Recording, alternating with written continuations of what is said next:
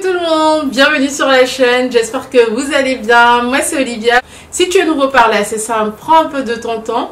Tu vois là tout en bas, il y a une petite ligne où c'est marqué s'abonner, tu t'abonnes, il y a une petite cloche, d'ailleurs c'est également le cas aussi pour ceux qui étaient déjà abonnés, il y a une petite cloche là.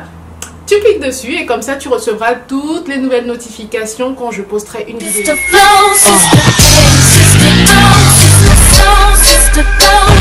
Alors je vous avais dit dans une vidéo précédente que je mettrai là ou bien en barre d'infos que je procédais moi généralement à ce qu'on appelle le double nettoyage de la peau. Donc la première partie, le démaquillage à l'huile, et la deuxième partie, je nettoie mon visage avec un produit en fait lavant. Alors on va parler de nettoyage. Le nettoyage pour moi c'est tout simplement une étape indispensable quand on commence les soins, parce que pour avoir des soins qui fonctionnent il faut qu'on l'applique sur une peau propre. Mais ce qui est marrant généralement c'est qu'on passe plus de temps sur les autres soins de la peau que sur le nettoyage. On préfère mettre plus de soins en fait en gros sur les autres produits que sur les produits qui nettoient le visage. Ça m'est arrivé, ça m'arrive encore, ça vous arrive aussi je pense bien. Donc du coup, je vais vous dire pourquoi est-ce que c'est important de prendre vraiment du temps par rapport à cette étape-là qui est pour moi une étape primordiale dans le soin. Petit rappel d'abord, il faut vous dire une chose, c'est que là j'ai rien inventé. C'est Google qui m'a informé. La peau du visage est constituée en fait d'eau et d'une matière en fait qu'on appelle le film hydrolipidique. Donc là, vous avez de l'eau et vous avez du gras. Ce film justement hydrolipidique en fait c'est un film qui permet de rendre la peau souple et qui la protège également de toutes les agressions extérieures comme par exemple les champignons et les bactéries. Ce film hydrolipidique est constitué donc de glandes sébacées, donc du sébum, et des glandes sudoripares, des glandes de la sueur quoi, tout simplement. Cet équilibre en fait des deux qui protège notre peau en fait en gros. Qu'est-ce que ça a à voir avec le nettoyage de la peau? Je vous ai donné la composition du visage, je vous ai dit qu'il fallait faire attention à cet élément qu'on appelle le film hydrolipidique. Et ce film hydrolipidique, oui, a un pH légèrement acide. Donc son pH varie entre 4,5 et 6 selon le type de peau. Donc du coup, le nettoyant qu'on va appliquer sur le visage devra justement ne pas enlever ce film hydrolipidique de la peau. Donc ça doit être un nettoyage qui devra également avoir, j'appuie bien sur les mots, également avoir un pH qui soit proche de celui de ton visage. Si tu comprends ça, tu as déjà tout compris à la vidéo. Tu peux nexter. Cette règle ne varie pas en fonction du type de peau. Donc en gros, si tu as une peau sèche, tu dois respecter la règle. Si tu as une peau normale, tu dois respecter la règle. Si tu as une peau mixte, tu dois respecter la règle. Et si tu as aussi une peau grasse, je dis bien grasse, tu dois respecter la règle. Pourquoi j'insiste sur le gras? Parce que généralement, les peaux grasses ont tendance à utiliser des nettoyants, des solutions qui assèchent la peau. Donc en gros, qu'est-ce que ces nettoyants font? C'est qu'ils enlèvent le film hydrolipidique de notre visage. Et qu'est-ce qui se passe par la suite? C'est qu'on brille encore plus. Vous constatez donc que choisir un bon nettoyant est important pour notre peau, pour l'équilibre du pH de notre visage. Mais si vous choisissez un mauvais nettoyant, vous avez plusieurs conséquences qui peuvent arriver. La première des conséquences, un nettoyant trop agressif peut décaper la peau. Donc en gros, quand je parle de décapage de la peau, je ne parle pas du choco, je ne parle pas de la dépigmentation de la peau, comprenez-moi bien. Quand je parle du décapage de la peau, quand tu sais que tu laves ta peau et puis tu as la peau qui fait crise, la peau qui crisse là, ça, voilà. On a l'impression que c'est bien propre et tout. Je n'en disconviens pas, c'est très propre. Très propre même, parce que ce nettoyant a enlevé en fait en gros ton film hydrolipidique. Voilà. Quand vous utilisez le savon de Marseille, quand vous utilisez le savon d'Alep, je dis bien oui, Alep, comprenez-moi bien, je ne dis pas que c'est forcément mauvais, mais je dis que il y a des savons d'Alep, c'est naturel et tout ce que vous voulez, mais ces savons-là, en fait, ont un pH qui est trop fort. Quand vous lavez votre visage avec un gel douche, parce que le gel douche pour le corps, le pH qui est ici, c'est pas le même qui est là. Donc du coup, ça détruit totalement ce que vous avez sur le visage. Quand vous lavez votre visage avec des eaux micellaires qui contiennent par exemple de l'alcool dedans, parce que l'alcool n'est pas bon pour le visage. Donc du coup, it's not good. Qu'est-ce que tu fais? Tu rends ta peau sensible aux agressions extérieures. C'est pour ça que ta peau, qui normalement ne réagissait pas, commence à réagir à tout et n'importe quoi. Et en plus, une peau qui est comme ça, c'est une peau qui vieillit vite. C'est une peau aussi qui peut avoir tendance justement à réagir, comme je disais tantôt, si vous m'avez suivi par rapport aux peaux grasses, en régressant encore plus vite. Donc vraiment, c'est une très mauvaise idée d'utiliser un savon, d'utiliser un nettoyant qui décape la peau. Maintenant, tu as aussi des nettoyants qui sont trop riches. Par exemple, vous avez des nettoyants qui sont sous forme de baume, des laits nettoyants, des crèmes nettoyantes. C'est vrai qu'il est important de nettoyer la peau en respectant le film hydrolipidique, donc en ne l'enlevant pas, mais en remettant encore du gras. En fait, en gros, nettoyer la peau, c'est aussi enlever les impuretés. Donc du coup, quand vous mettez des matières qui sont trop lourdes comme ça, des substances qui sont trop riches, la peau se bouche, les pores se bouchent, et c'est là où on a l'apparition, par exemple, des points noirs, des points blancs. Alors, un autre truc, c'est que vous avez un bon nettoyant. C'est-à-dire là, vous n'avez pas un nettoyant qui décape, vous n'avez pas un nettoyant qui est trop riche, mais par contre, vous ne rincez pas bien votre nettoyant, ou alors vous ne le rincez pas du tout. Ça, je parle des eaux micellaires. Eaux micellaires où on dit sans rinçage, alors que normalement, c'est que les micelles, c'est des agents nettoyants. Et qui dit nettoyage, pour moi, dit forcément... tu dois enlever quoi.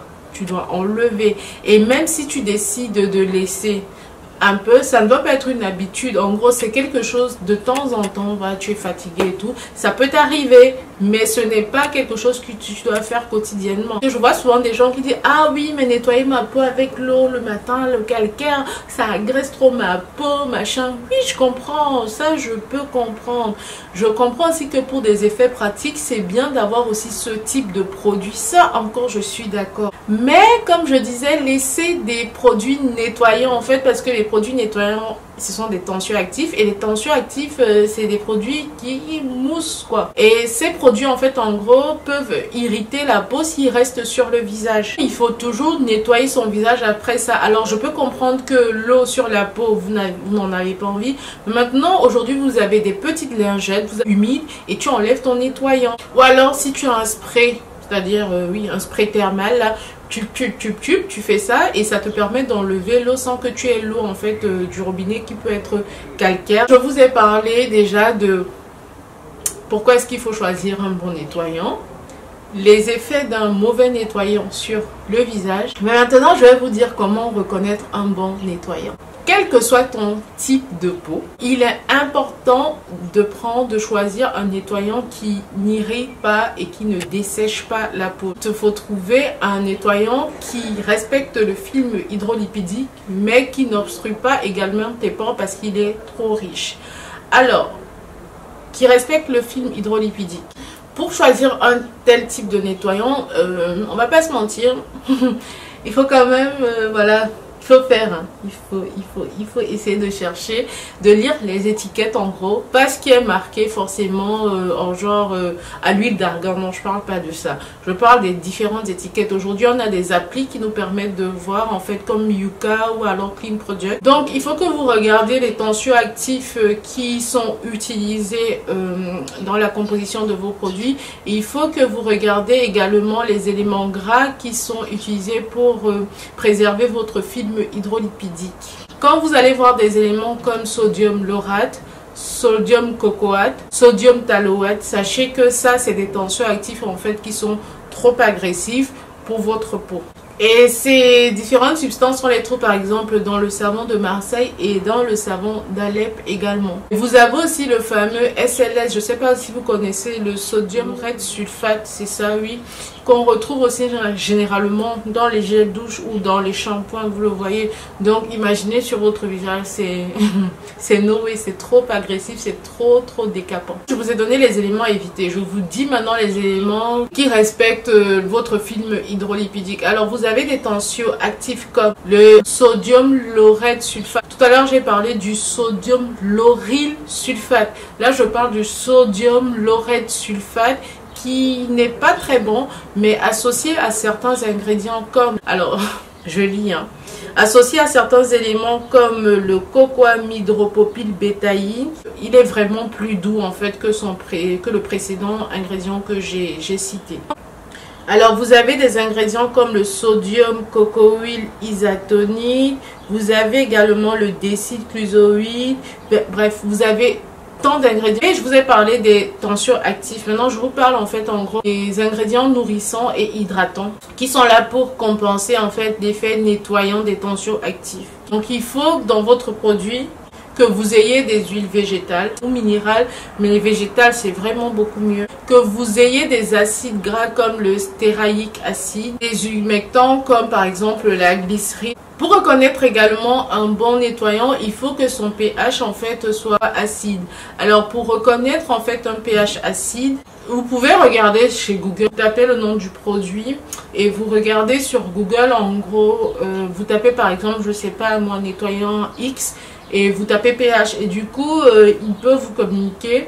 Je suis tombée sur un blog en fait en gros et dans ce blog il y avait un lien qui était donné je sais pas quel site c'est, je vous mettrai le lien également si ça vous intéresse. En fait en gros c'est un site qui recense plusieurs nettoyants avec leurs différents pH. Vous tapez juste le nom de votre produit et ça vous donne le pH de votre nettoyant. Donc voilà les différents éléments en fait pour détecter un bon nettoyant de la peau.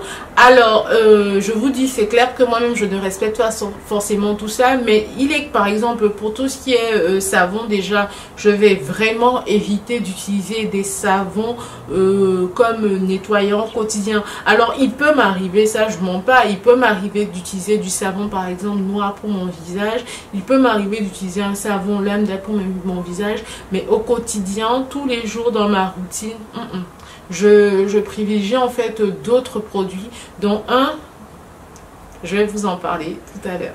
Alors maintenant que je vous ai parlé de qu'est-ce que le bon nettoyant, on a également les différents types de nettoyants. Oui, parce qu'on a différents types de peau, donc on a différents types de nettoyants.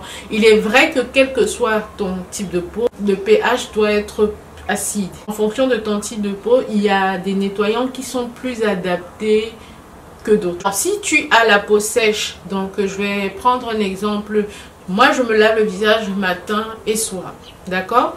Donc si j'ai la peau sèche, si j'ai la peau déshydratée, si j'ai la peau sensible et tout, et que je trouve que mon nettoyant du visage, j'ai pas forcément envie d'en mettre, que je trouve que voilà c'est pas top et tout, donc je peux me nettoyer le visage le soir avec mon nettoyant et le soir j'opte plutôt pour un produit comme le miel. Là je me réfère à Antifouet de la chaîne Les Pinceaux de Natia, qui nous a expliqué maintes fois la méthode en fait du nettoyage au miel. Alors son miel par contre c'est un miel c'est éco-biologique je crois. Moi j'ai essayé cette méthode, j'ai utilisé plutôt le miel voilà du Cameroun en gros. Un miel qui est 100% nature, qui est très bio, donc voilà. Si tu as la peau mixte à grasse, alors tu as tout ce qui est pain dermatologique, tu as tout ce qui est savon sur gras, tu as tout ce qui est gel crème, tu as tout ce qui est nettoyant genre type mousse. Alors ceux qui ont la peau sèche vont plutôt privilégier aussi des nettoyants qui sont de type crème. Il y a aussi les nettoyants sans eau qui ne nécessitent pas l'application de l'eau. donc les eaux micellales, les nettoyants et tout ça. Comme je disais tantôt, normalement on peut les utiliser comme ça, mais moi je vous conseille en fait, si vous ne supportez pas l'eau, c'est de prendre un disque et de rincer ça ensuite, parce que pour moi, même si on a la peau sensible, laisser ce genre de produit comme ça sur le visage, pour moi c'est pas bon. Après, vous avez également aujourd'hui et ça je vais tester ça bientôt, c'est des gels nettoyants par exemple, comme celui de chez Wamisa. Alors j'ai pas, par rapport à son pH, je n'ai pas par contre regardé, mais je sais que le premier ingrédient, enfin l'ingrédient qui est utilisé, c'est pas l'eau, mais c'est plutôt de l'aloe vera. Donc c'est ce qui a en gros qui m'a décidé à tester ces produits que je vais recevoir d'ici peu, ce nettoyant surtout, pour pouvoir le tester sur mon visage et voir ce que ça donne. Moi maintenant je vais vous montrer le nettoyant que j'utilise depuis quelques mois. Si vous me suivez ici, je vous l'ai déjà présenté. Si vous me suivez sur Instagram, je vous l'ai déjà présenté. Si vous me suivez également sur Facebook, je vous l'ai déjà présenté.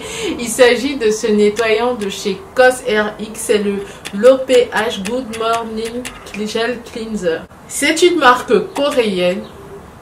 La marque COSRX, et c'est par elle que j'ai commencé à tester les produits coréens, et franchement je suis tombée en amour devant ce nettoyant. Et alors il est marqué, c'est un nettoyant qui maintient l'équilibre, c'est en anglais hein, donc je vais traduire à peu près, qui maintient l'équilibre de la peau avec son pH qui est formulé en fait pour purifier la peau avec des ingrédients botaniques.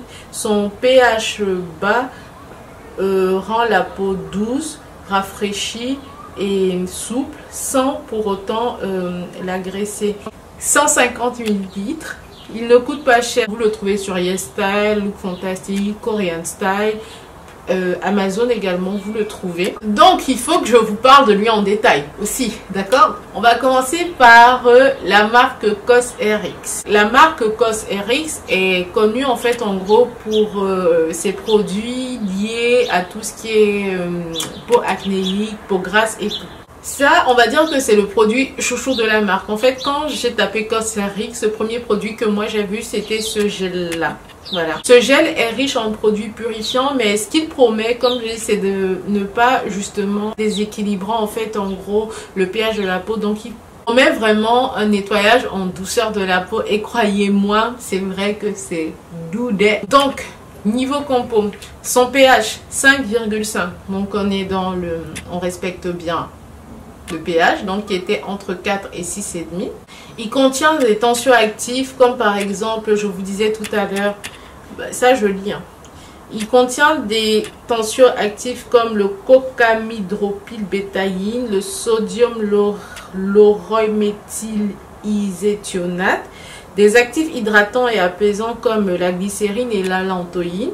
Il a plein d'extraits végétaux comme des ferments de Saccharomyces qui sont des antioxydants, de l'extrait de Stira japonicus adoucissant, de l'huile de titri purifiant, de l'huile d'onagre et plein d'autres produits, voilà, plein d'autres ingrédients. Je vous ai juste cité ceux que j'ai pu noter.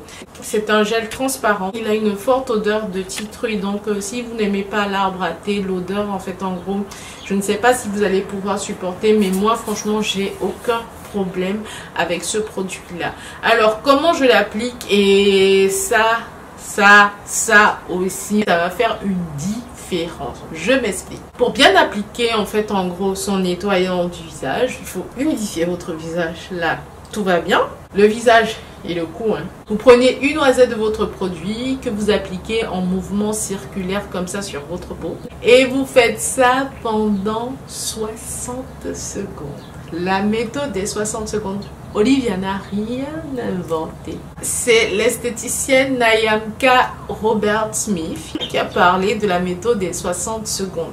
Alors la règle des 60 secondes, c'est tout simplement, elle s'est rendue compte qu'au fil du temps, les gens se plaignaient de l'état de leur visage, des produits qu'ils appliquaient. Tout simplement parce qu'ils ne prenaient pas le temps. Généralement, le nettoyant, tu mets tap, tap, tap, tap, tap, tu enlèves. tu fais, tu nettoies et tu enlèves. Sauf que ça fait genre 15 secondes, maxi 30. Et d'après elle, en fait, le secret justement pour avoir une belle peau, donc commençant par un bon nettoyage, ce serait d'appliquer son nettoyage pendant 60 secondes en effectuant des mouvements circulaires sur le visage comme ça, qui permettent de favoriser la circulation sanguine, qui permettent d'appliquer le produit partout où il y a des impuretés, donc de pouvoir nettoyer le début des cheveux, de nettoyer le cou, partout, toutes les zones pendant 60 secondes. Moi, c'est un jeu en fait, je me suis dit c'est un jeu et c'est devenu comme ça. Ah, si Clem passe par là, elle va comprendre le truc avec sa fille. 60 secondes. D'après Madame Nayanka Robert-Smith, les agents nettoyants pénètrent mieux dans la peau quand on prend le temps de les appliquer comme ça. Voilà en gros ma petite vidéo sur le nettoyage de la peau. Donc en gros, pourquoi choisir un bon nettoyant de la peau, les avantages d'un bon nettoyant sur le visage, pourquoi est-ce que le nettoyage est important, quels sont les nettoyants qui sont adaptés à notre peau et bien sûr la petite revue sur mon nettoyant chouchou de la marque Cox RX. Cette vidéo est terminée, j'espère que vous avez apprécié. Voilà, vous mettez des likes ou pas, je ne sais pas. Ça dépend de vous. Surtout vous partagez, vous me posez des questions, vous donnez vos avis. Franchement, si vous avez déjà utilisé le produit, si vous avez d'autres nettoyants aussi à me communiquer par rapport à ça, n'hésitez pas, moi je suis partante. En plus celui-là est déjà presque à la fin et comme j'aime tester, quoi que je vais le racheter quand même, on ne sait jamais, pour avoir un si ma peau commence un peu à faire genre voilà. Donc voilà, je vous fais plein de bisous et je vous dis à ciao pour la prochaine.